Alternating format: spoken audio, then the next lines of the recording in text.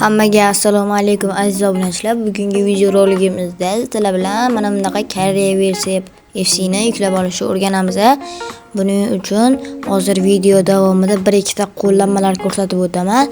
Men bilan o'sha qo'llanmalarni birgalikda qilib borsalaring, sizlar ham bemalol FC Mobile Koreya versiyasini yuklab olishingiz mumkin. Xo'p, birinchi bo'lib bizga albatta ChatGPT kerak bo'ladi. Mobilda sizlarda ChatGPT yo'q bo'lsa, o'rnatib bemalol qilishingiz mumkin.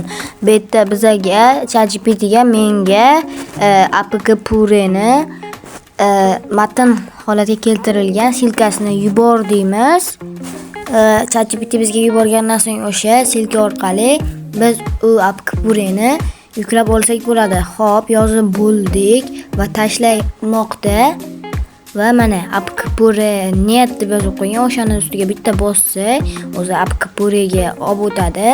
APK Pureni yuklab bo'lgandan so'ng o'ziga kiramiz. Hozirda ko'rsatib o'taman. Men yuklab bo'lganman.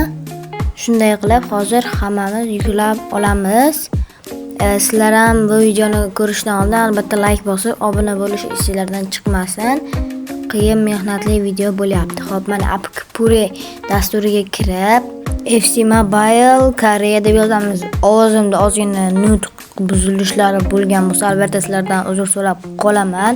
Va mana hamma narsasi bir xil. Agarda Happy Modga tushunadiganlar bo'lsa, o'sha bilan bir xil. Mana FC Mobile Koreya.